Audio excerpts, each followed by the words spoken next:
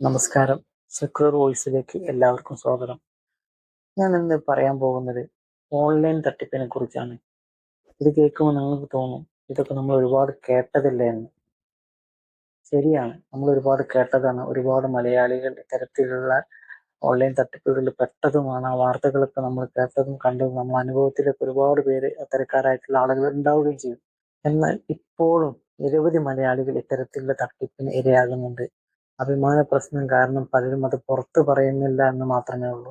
എൻ്റെ ഒരു സുഹൃത്തിന് ഈ അടുത്ത് ഓൺലൈൻ ആപ്പ് വഴി അദ്ദേഹം ലോൺ എടുക്കുകയും അദ്ദേഹത്തിന്റെ വാട്സപ്പ് നമ്പർ അവർ ഹാക്ക് ചെയ്യുകയും പിന്നീട് അദ്ദേഹത്തിന്റെ ഭാര്യയുടെയും മക്കളുടെയും അടക്കം ഫോട്ടോസ് മോർഫ് ചെയ്ത് അവരുടെ തന്നെ കോണ്ടാക്റ്റിലേക്ക് അയച്ചു കൊടുക്കുകയും അദ്ദേഹത്തിന്റെ ഭാര്യ സൂയിസൈഡ് അറ്റംപ്റ്റ് നടത്തുകയും ചെയ്തു.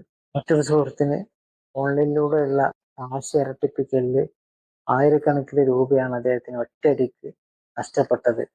അപ്പൊ ഇനിയെങ്കിലും നമ്മൾ മനസ്സിലാക്കുക, ആരെങ്കിലും വെറുതെ കാശ് കൊടുക്കുന്നുണ്ട്, ഒരു അധ്വാനവും ഇല്ലാതെ കാശ് കൊടുക്കുന്നുണ്ട് എങ്കിൽ അത് ശുദ്ധ തട്ടിപ്പായിരിക്കും.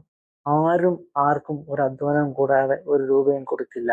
അങ്ങനെ കൊടുക്കുകയാണെങ്കിൽ അത് അതിലെന്തോ ഒരു തട്ടിപ്പുണ്ട് എന്ന് നമ്മൾ മനസ്സിലാക്കി ഇനിയെങ്കിലും ഇത്തരത്തിലുള്ള കാര്യങ്ങൾ നമ്മൾ കുറച്ചുകൂടെ ജാഗ്രതയോടുകൂടെ ഇടപെടണം എന്ന് അറിയിച്ചുകൊണ്ട് ഇന്നത്തെ ഈ വീഡിയോ ഞാൻ അവസാനിപ്പിക്കുകയാണ്. ബൈ.